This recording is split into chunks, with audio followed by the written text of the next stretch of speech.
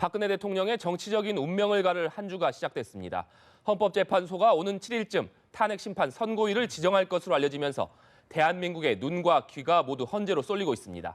최영두 전 국회 대변인, 김광덕 전 한국일보 정치부장, 김관옥 계명대 교수 세 분 모셨습니다. 세 분 어서 오십시오. 안녕하세요. 안녕하세요. 네. 먼저 대변인님, 탄핵 심판 선고 초읽기에 들어가면서 이 10일 또는 13일에 이 선고가 날 것이다 이런 전망이 나오고 있는데요. 날짜 어떻게 예상하십니까? 이게 이제 13일이 이정미 재판관 퇴임일이다 보니까 그 날짜에 맞추어서 나오는 거 아니냐 이렇게 하는 건데 사실은 그 이정미 재판관은 3월 13일까지 판결에 참석만 하면 됩니다. 그리고 나중에 이 실제로 결정문은 그 뒤에 선고될 수 있기 때문에 이게 꼭 10일이냐 13일이냐 이건 이제 그 두 개 중 하나로 돼야 될 이유는 사실 없는데 거기에다가 지금 이제 대통령 측에서 그 새로운 사실들 또는 새로운 그 법리들 이런 것들도 제출했습니다. 그런데 지금 특별검사 수사를 통해서 이제 그 뇌물 혐의를 추가로 적용하지 않았습니까? 근데 이 부분에 대해서 그 변양균 신정아 재판 사건 때를 이제 판례를 들면서 그 당시에 변양균 대통령 정책실장이 그 신정아 씨와의 이제 연인 관계를 통해서 신정아 씨 대학 교수 임용 그리고 신정아 씨가 학예실장으로 있는 미술관의 기업에 그 자금을 지원토록 했다. 이게 사실 지금 구도를 보면 거의 비슷합니다. 대통령과 이 최순실 씨와의 관계가 비슷한 사건인데 이게 전부 무죄가 났거든요. 그래서 이런 법리 관계들, 사실관계에 대한 새로운 이야기들, 사실관계라고 하면 또 어떤 게 있냐면은 그 지금 대통령 세월호 때 7시간 때 왜 5시 15분에 갔느냐, 왜 7시간 동안 비었느냐 이런 논란이 있었는데 사실은 3시에 가기로 했는데 대통령 움직이면 경호 조치가 또 필요합니다. 근데 당시에 그 중대본이 있는 정부종합청사, 세종청사 앞에 불법 주차가 있었는지 이게 레카차로 차를 끌어내는 과정에서 시간이 상당히 소요됐다 그래요. 그게 영상이 지금 새롭게 공개되고 있고 그걸 또 증거로 제출했는데 이런저런 새로운 법리와 새로운 사실관계에 대한 그 다툼을 지금 대통령 측은 계속 주장을 하고 있습니다. 그래서 이 8명 재판관 체제, 이정미 대행 체제에서 판결을 낸다고 하더라도 이게 13일까지만 판결이 되면 되거든요. 그러면은 뒤에 이제 선고는 뒤에 나올 수 있기 때문에 사실 10일이냐 13일이냐 이 문제는 조금 제가 볼 때는 그렇게 두 날짜 중에 촉박하게 결정될까라는 이런 의구심이 있습니다. 네, 김 교수님께서는 어떻게 전망하실까요? 기본적으로 뭐 이미 진술들이 다 나와 있고 증거도 다 확보가 돼 있기 때문에 이거 분석 작업이 거의 마무리됐다고 봅니다. 그래서 이미 한 10일 정도가 이제 아무래도 13일이 이정미 재판관이 이제 퇴임을 하는 날이기 때문에 그 당일날 하는 것보다는 좀 더 안정적으로 관리한다는 차원에서는 10일이 될 가능성이 매우 높고요. 특히나 이제 이 탄핵이라는 것이 한국 정치사에서 굉장히 중요한 하나의 사건인데 이 사건을 마무리하면서 사실 이정미 재판관은 이제 대행으로서 즉 소장 대행으로서 이제 퇴임사에서 아마 이 헌재 어떤 이 탄핵에서의 역할, 뭐 중요성 그리고 이제 한계 뭐 이런 것들 아마 소회를 밝힐 수밖에 없는 상황이 된 것 같아요. 특히나 이제 이 헌재 결정에 대해서 뭐 수용한다 안 한다 뭐 이런 얘기들이 굉장히 지금 많고 있기 때문에 아마 퇴임의 변에서 13일 날 오히려 이 헌재 결정을 모든 국민들이 수용해 달라 뭐 이런 얘기들을 해야 될 필요성도 또 있기 때문에 사실상 10일 날 일단 결정을 하고 13일 날 퇴임의 변을 하는 그런 수순으로 가지 않을까 그렇게 생각을 합니다. 간단히 얘기하자면 일반적으로 이제 이정미 재판관 퇴임일이 13일이니까 그 전에 13일이 월요일 아닙니까? 그래서 그 전인 10일 금요일 날 선고가 나올 가능성이 높다는 게 다수 의견이긴 한데요. 근데 저는 13일 날 또 할 가능성도 배제할 수는 없다고 봐요. 왜 그러냐 하면 하나는 10일 날 결정하면 바로 뒷날 토요일이지 않습니까? 토요일이면은 그 결정에 반대하는 세력들이 굉장히 시위라든가 이런 게 많이 나와서 좀 과격한 양상으로 갈 가능성도 배제할 수 없다는 이런 점도 있을 수 있고 또 하나는 이 10일 날 결정할 경우에 60일 내로 대선을 치러야 되는데 만약에 인용될 경우에 조기 대선이 수요일 날 보통 대선을 치르게 돼 있거든요. 그러면 4월 말로 하게 됐는데 13일 날 하면 부담 없이 5월 10일 날 대선을 치를 수가 있어요. 수요일 날. 이런 점까지 고려하면 10일 날 할 가능성도 꽤 있지만 13일 날 할 가능성도 남아 있다. 저는 이렇게 보입니다. 예.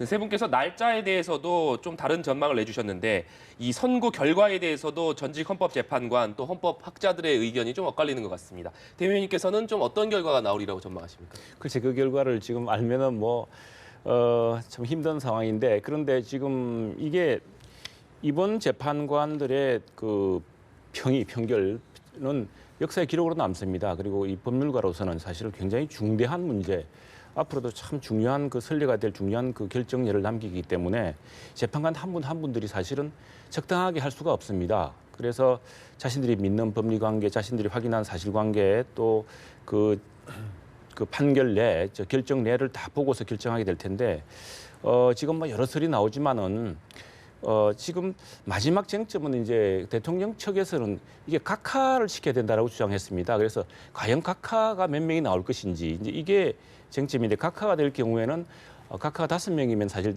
각하됩니다. 그러면 더 이상 따지지 않고 이 헌법재판은 탄핵 소추에서부터 여러 가지 좀 형식적 요건에 문제가 있었다, 전제 조건에 문제가 있었다 이렇게 해서 틀어지게 됩니다. 근데 이제 우리가 좀 잘 구분해야 될 것은 헌법재판소에서 각하된다고 해서 대통령의 지금에 대해서 이루어진 수사라든가 그런 것들이 면제되는 게 아닙니다. 이건 뭐 특별검사 수사라든가 또 이후 이어지는 검찰 수사를 통해서 계속 수사되고 있거든요. 그러나 이 탄핵이라는 것은 대통령을 파면하는 문제이기 때문에 굉장히 중차대한 어떤 그 절차와 중차대한 문제, 헌법과 법률의 문제점을 분명하게 갖추도록 요구하고 있거든요. 그래서 13개의 쟁점에 대해서도 지금 대통령 측 변호인들이 이야기하고 있듯이 과연 13개 각각에 대해서 국회에서 따져봤느냐 이제 이런 쟁점을 새로 제기했는데 그래서 이게 이 각하가 몇 명이 나올 것이냐 이게 오히려 상당히 중요한 변수 중에 하나 될 테고요.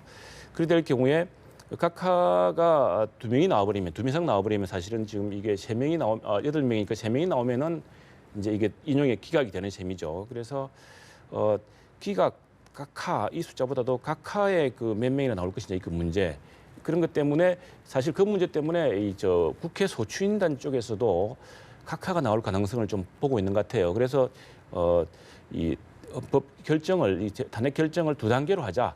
우선에 각하와 각하 아닌 것을 따지고 각하였다고 하더라도 인용과 기각 여부를 따져달라. 그래서 2단계로 하자는 것도 그만큼 각하라는 게 새로운 어떤 변수로 떠오르는 것이 때문이 아닌가 이렇게 생각됩니다. 네, 각하에 관련된 부분을 지적해 주셨는데 김 교수님께서는 좀 어떻게 보십니까? 그 각하라는 것은 사실 처음에 나온 얘기가 아닙니다. 이게 원래 대통령 대리인단에서 7인으로 계속 가고자 했는데 7인으로 안 가는, 즉 8인 체제가 유지되는 상황에서 김평우 대리인이 등장을 하면서 이게 탄핵 소추 자체가 잘못된 것이다. 즉 13개를 한꺼번에 섞어서 했는데 이것 자체가 잘못됐다라는데 사실은 우리가 이 노무현 전 대통령의 사례를 보면 사실 이거는 사실 말이 안 되는 겁니다. 그러니까 기본적으로 그 당시에도 다 통으로 같이 함께 묶어서 했기 때문에 이것이 각하의 사유는 해당이 안 된다고 보는 것이고 결국 이제 기각이냐 인용이냐의 그 문제인데 이 탄핵이라는 것은 실질적으로 대통령이 지금 어떤 정도로 법을 위반했고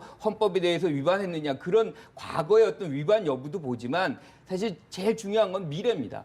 이 상황으로 미래의 정국을 운영할 수 있느냐, 국정을 운영할 수 있느냐를 보는 일종의 미래의 국정 운영에 대한 부분들을 더 집중적으로 보는 것이기 때문에 사실은 그 기준점에서 헌재가 더 많이 이제 볼 것이다. 예컨대 이런 겁니다. 그러니까 지금 이제 최순실 농단 사태가 이 정도 있는데 만약에 기각이 된다면 이 향후의 모든 대통령들은 이 정도 농단은 탄핵을 안 당한다는 게 기준이 되는 것입니다. 판례가 되는 거예요. 그러니까 이건 굉장히 중요한 사항이죠. 그러니까 이게 하나의 어떤 우리나라에서 탄핵이라는 것이 사실 과거에 없었던 거예요. 그렇기 때문에 이것들이 기준이 만들어지는 것이고 판례가 되는 것이기 때문에 이게 굉장히 중요한 것이고 따라서 이 헌재의 결정이라는 것은 향후의 대통령들의 어떤 이 행위 이런 것들이 탄핵이 되느냐 안 되느냐를 결정하는 것이기 때문에 굉장히 중요한 얘기고 따라서 지금 얘기하는 설들 각하가 몇 명이고 이런 것들은 사실 우리가 지금 예단해서는 안 되는 것이고 그 당일날 이제 헌재가 합리적 판단할 것으로 생각을 합니다. 네, 김 의원님께서는 어떤 의견 가지고 예, 계십니까? 지금 뭐 인용이 몇 명, 그 다음에 기각이 몇 명, 각하가 몇 명 이런 설들이 많이 나돌지 않습니까? 그래가지고 뭐 인용이 뭐 여러 가지 설이 있어요, 벼전이.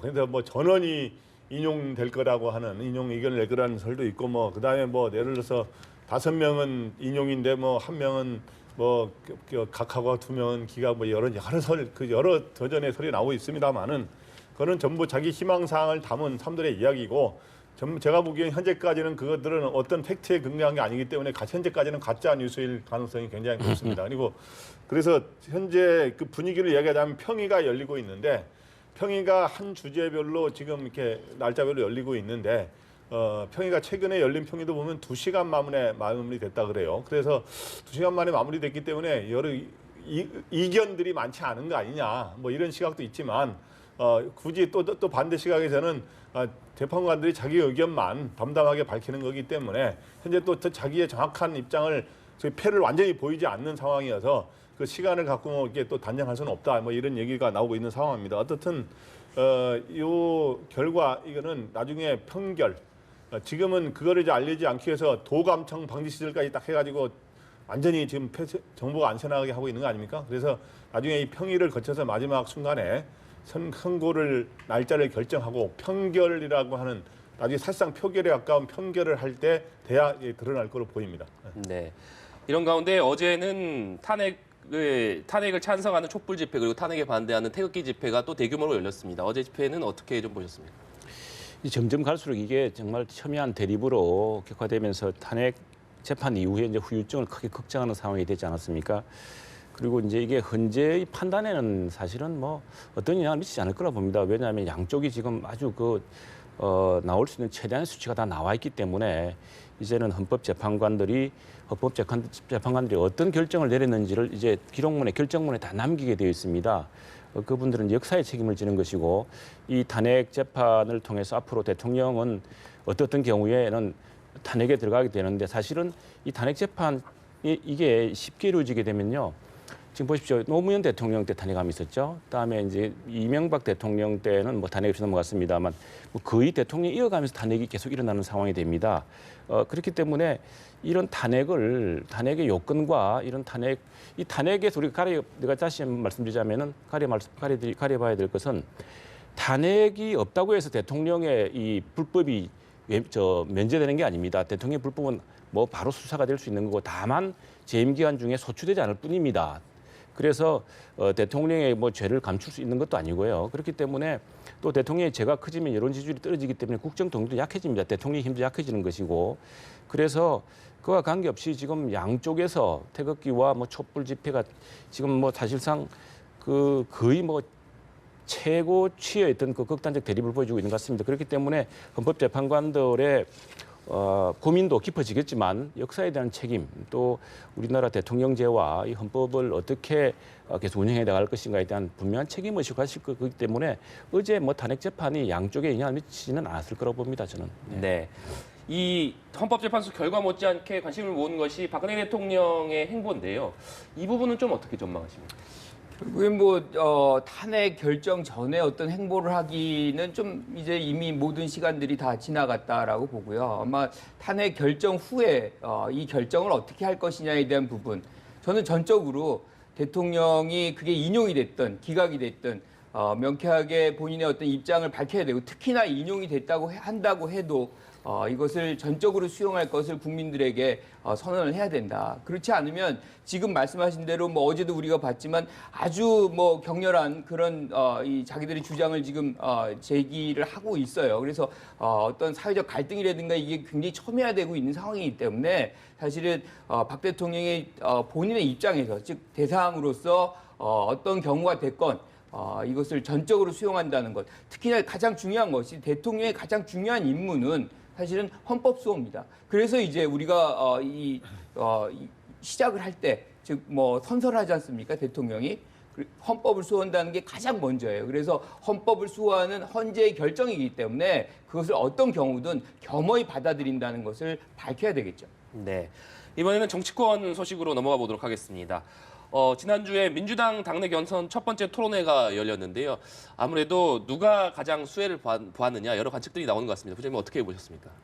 네, 그래서 누가 수혜를 받느냐에 대해서 제가 보기에 저는 TV 토론이 일단 어떤 여론조사 지지율에 결정적 영향을 미치지는 않는다. 저는 그렇게 봐요. 왜냐하면은 과거에 우리나라 역대 대선 87년 이후의 역대 대선을 보면 97년에 신한국당 경선에서 이인재 당시 경기지사, 현재 이인재 후보가 TV 토론을 할 때마다 지지율이 2배쯤 오른 적이 있어요. 그 이후에는 대부분 이 TV 토론이 큰 대운수에 된 적은 없고요. 그래서 오히려 순회 경선, 순회 국민 경선 같은 것들이 지역을 돌면서 드라마를 연출하면서 그게 지지율에 상당히 영향을 주는 이런 거 있었는데 이번에 보면은 이번에 일단은 제가 보기에 우스갯소리로 이번에는 좀 이름이 덜 알려졌던 최성 고양시장 있잖아요. 네. 하고 이재명 성남시장이 비교적 득을 봤다는 견해가 조금 많은 것 같아요. 뭐 사람마다 의견이 다르겠지만, 근데 이제 실제로 이때 득을 봤다는 하고 또 여론조사 나타나는 건 또 미국에서도 보면 그 평가하고 실제 여론조사는 다르게 나타나는 게 많았거든요. 근데 최성 고양시장은 일단 워낙 이름이 안 알려졌기 때문에 이름을 알리는 계기가 됐고, 그다음에 이재명 성남시장은 비교적 자기가 논지가 분명하게 토론을 했다는데, 문제는 이제 지금 1등과 2등을 달리는 문재인 전 대표와 안희정 지사의 싸움이 어떻게 됐느냐인데, 어차피 문재인 전 대표는 방어를 하는 입장이거든요. 방어를 하는데 뭐 결정적으로 실수하거나 이런 거 없고 무난하게 선방했다는 평가를 받는 것 같아요. 근데 이제 안희정 지사는 추격자 입장에서 뭔가 이번에 다른 면모를 보여주면서 문재인 전 대표를 뭔가 역시 압도하는 그런 실력을 보여줘야 이번 지지율에 다시 상승으로 반전이 되는데, 안희정 지사가 그러한 거는 보여주지 못하지 않았느냐. 비교적 대연정이라든가 사드 문제 뭐 이런 논쟁을 갖고 서로 입장이 다르지 않았습니까? 이런 거에 대해서 그런 다른 입장을 보였습니다만은 확실하게 논리로 문재인 전 대표를 제압하거나 뭐 이러지는 못했다는 평가가 또 많은 것 같습니다. 예. 네, 방금 언급해 주신 대로 이 최근 상승세가 좀 주춤해진 안희정 지사 측에서 오늘 기동민, 어기구, 이철이 이 세 명의 비문으로 분류되는 의원들이 네. 지지 선언을 했습니다. 결국 이 의원들이 합류를 하면서 비문 진영이 좀 규합을 하는 거 아니냐. 이에 따라서 문재인 전 대표 측과 조금 이 세 대결을 벌이는 거 아니냐. 이런 전망들도 나오는데 어떻게 보십니까? 이게 당내를 잘 아시는 분들 이야기를 보면은 사실 세는 뭐 문재인 대세가 결정적이기 때문에, 문재인 전 대표의 대세가 결정적이기 때문에 참 지금 안희정 지사는 여론 지지율보다는 사실 당내 세력이 훨씬 작은 편이었습니다. 네. 그런 의미에서 보자면은 이 새롭게 의원들이 합류함으로써 이제 그 경선에서 보다 제대로 된 구도를 가지게 될 거고, 또 하나 더 문제는 대선이 끝난 뒤에도 과연 안희정 지사가 만일 뭐 문재인 전 대표가 지금의 대세론대로 되어서 당내 경선에서 승리하고 또 대통령 선거에서도 어떻게 되었을 경우에 지금 이렇게 당내에서 세력이 모인다는 것은 안희정 지사가 그 다음 정부에서도 또 그 새로운 야당 지도자, 새로운 정치 지도자라서 얻을 만한 가능성을 가질 수 있느냐, 이걸 보여주는 것이기 때문에 지금 당장의 경선뿐 아니라 경선 이후까지 바라보는 구도면에서 아주 긍정적인 현상이라고 생각합니다. 네.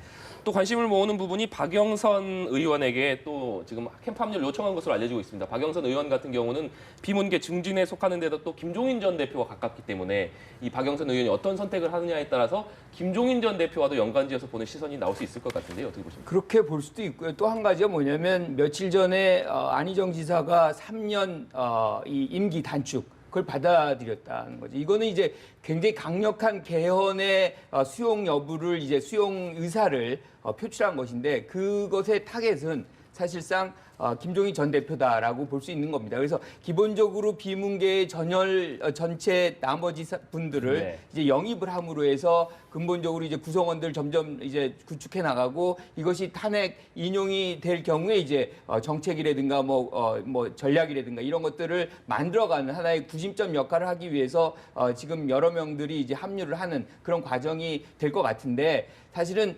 어제도 뭐 토론도 마찬가지입니다. 지금 토론에 큰 관심이 없어요. 지금은 여전히 탄핵 정국이 최고점에 이르는 상황이기 때문에 사실상 탄핵 여부가 모든 것을 가늠한 부분이고, 실질적으로 민주당의 경선도 탄핵 인용과 또는 기각 여부에 달린 그 이후나 국민적 관심을 갖게 될 수밖에 없다. 그래서 그런 상황을 지금 안희정 지사 측에서는 준비하고 있다. 뭐 이런 정도로 봐줄 수 있을 것 같습니다. 한 가지만 네. 좀 이야기하면, 안희정 지사가 지지율이 급상승을 하다가 최근에 이제 주춤하고 하향세로 돌아서지 않았습니까?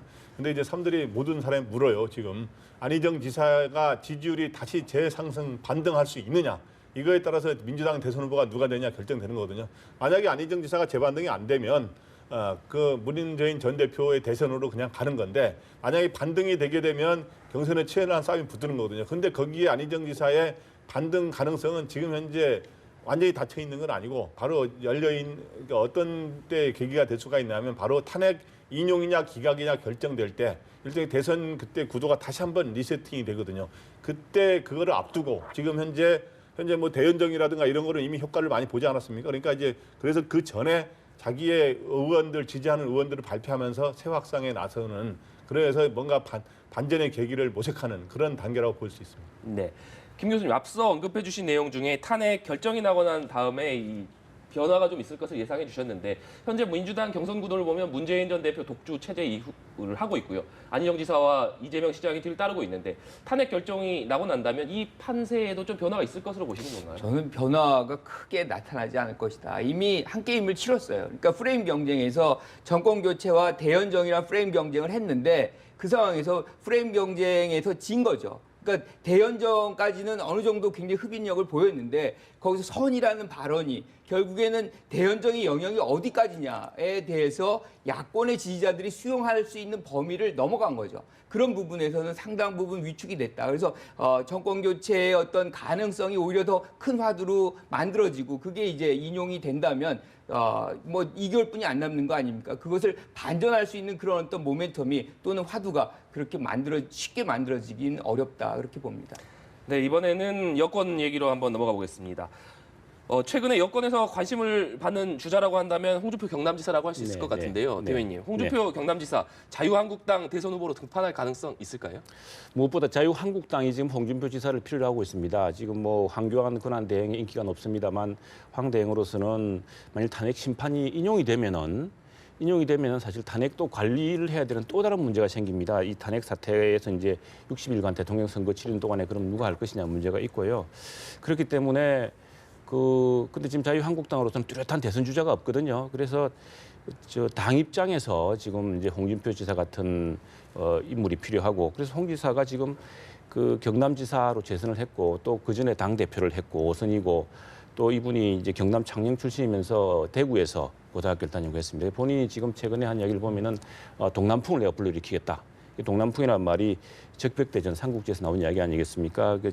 이제 경상남북도가 우리 한반도로 치면 동남쪽이어서 네. 동남풍을 불러일으키겠다는 이야기인데 상당히 본인도 의사를 불태우고 있고 자유한국당 입장에서도 스스로 나중에 황교안 권한대행이 나온다 하더라도 혼자서는 안 되기 때문에 이런 굉장히 그 파이팅이 좋은 그 대선 주자감이 한 사람 필요한 것도 사실이고요. 그래서 여러 구도상 지금 뭐 나올 수밖에 없는 구조인 것 같습니다. 네, 김 부장님께서는 어떻게 저 전망하십니까? 의견이 비슷한데 자유한국당 입장에서는 지금 홍준표 지사의 출마가 굉장히 필요한 상황입니다. 그래서 최근에 소위 국회에서의 메모 대화로 관심을 모았는데 그게 이제 황하고 홍 해가지고 네. 서로 대결하는 메모를 하지 않았습니까? 그게 뭐냐 바로 황교안 대통령 권한대행과 홍준표 지사를 두 유력 주자로 경쟁을 시키면서 그 주변에 이인재 전 최고위원, 김문수 전 경기지사 등 여러 후보들 그런 후보들을 배치해가지고 경쟁을 시키면 뭔가 붐업을 시키면서 지금까지는 모든 이 대선의 보도가 야권의 진보 진영의 주자들 중심으로 돼 있었는데 지금 현재 이 자유한국당의 경선이 이제 구도가 세팅이 되면 탄핵 이후에 결정되면 거기도 이제 관심을 가질 수 있다고 보고 이렇게 모양하고 있는데 결론적으로 이야기하면 홍준표 지사는 출마의 결심은 확정적으로 굳혔다고 보고요. 자유한국당으로 저는 출마할 거로 봅니다. 그런데 단지 출마 선언 시기를 지금 저울질하고 있는데 그거는 왜 지금 안 하고 있느냐 두 가지 이유 때문인데 일단 이왕 늦게 시작했으니 탄핵 인용이나 기각이나 결정되는 걸 직후 보면서 그때 선언할 거로 보이고 또 그 사이에 자기가 이제 워밍업 같은 걸 하면서 바로 선언하는 순간 자기를 지지율을 굉장히 끌어올릴 수 있도록 하기 위해서 지금 워밍업을 하고 있는 단계다 이렇게 보입니다. 네.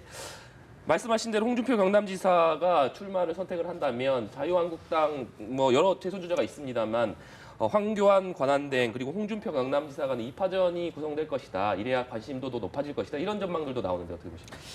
뭐 전망은 할 수 있죠. 그리고 뭐 전번에 이제 정우택 원내대표가 그런 그림을 그린 거는 일종의 희망 사항이죠. 두 명이 그래도 이제 3.5% 뭐 8% 이 정도 되니까 붙으면 뭔가 이렇게 경선의 어떤 흥행도 좀 되고 뭔가 당을 좀 활성화시키는 그런 계기가 되는 거 아니냐. 뭐 이런 그림을 그려놓은 건데 사실 이 두 분이 다 출마할 수 있다는 것도 그건 예단인 거죠. 그러니까 예컨대 지금 황교안 대행 같은 경우 한 번도 출마한다는 얘기를 한 적이 없고 지금도 모호성이 굉장히 큽니다. 그리고 만약에 이제 뭐 이 대선 이제 탄핵 평가 후에 한다. 그럼 책임론이 비등할 거거든요. 왜냐하면 그 안에서 법무부 장관 총리를 했기 때문에 사실상 책임론이 나타나고 그 전에 한다. 그러면 뭐 지금 대내적으로 얼마나 지금 문제가 많습니다. 그런데 그 상황에 출마한다? 쉽지가 않은 거죠. 여러 가지 요인들에 의해서 황교안 대행 같은 경우는 출마가 어려운 부분이기 때문에 두 분이 마주치기도 어렵고 또 홍 지사 같은 경우도 마찬가지입니다. 지금 1심에서는 실형을 받았어요. 2심에서 무죄를 받았지만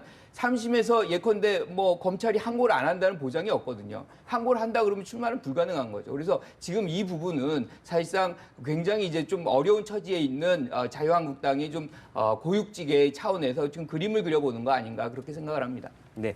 마지막으로 내일로 예정된 그 박영수 특별검사팀의 수사 결과 발표 내용 짧게 짚어보고 마무리하도록 하겠습니다.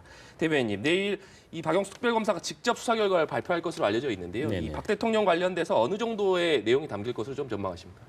역시 이번 수사는 이제 이재용 삼성전자 부회장을 구속한 이유는 이제 대통령의 뇌물수수 혐의를 좀 더 강화하게 하려고. 왜냐하면 이게 지난번 검찰 수사에서는 뇌물은 좀 어렵다 그래 봤거든요. 그래서 직권남용으로 갔었는데 이 뇌물 부분을 강화하기 위해서 이 부분에 수사력을 집중했고 그게 지난번에 뭐 특검의 성과라면 성과인데 그래서 오늘 뭐 일부 뉴스가 나오고 있습니다만 사실은 또 최수실과 박근혜 대통령과의 그 관계, 이 경제 공동의 이익을 누렸다, 뭐 이런 걸 입증하는 또 다른 방정, 뭐 이런 것들을 제출하겠죠. 그런데 제가 이제 좀 드리고 싶은 말씀은 아쉬운 것은 왜 그러면 최순실 농단까지 나오게 되었는가라는 이런 부분에 대해서 사실 지금 우병우 수석 문제는 이 지금 보면 지난 가을 이후에 우리 정치를 뒤덮은 가장 큰 문제는 우병우 수석과 또 최순실, 또 정유라 이런 문제였습니다. 그런데 우병우 수석은 지금 기소도 못한 상황에 있거든요.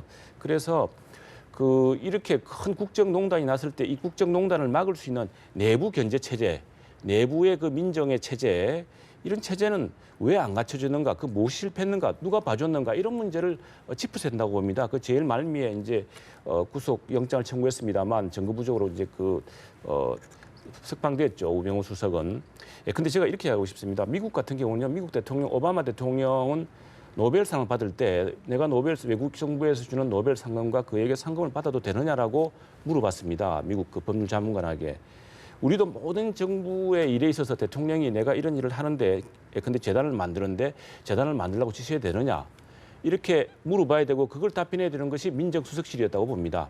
그리고 그걸 뭘 잘못된 걸 관리하는 것도 민정수석실이고 그런데 지금 보면은 최순실은 뭐 그동안 찾지도 못했고 최순실의 그림자만 어렴풋이 보고서 적발했던 게 전부였거든요. 그런 왜 이런 내부 견제 시스템, 내부의 감찰 시스템이 실패했는가 이런 문제 누가 봐줬는가 우병우가 과연 여기서 우병우 수석이 무엇을 잘못했는지 이런 문제에 대한 것이 없었다는 것이 이번 특별검사 수사의 한계였다고 저는 보고 있습니다.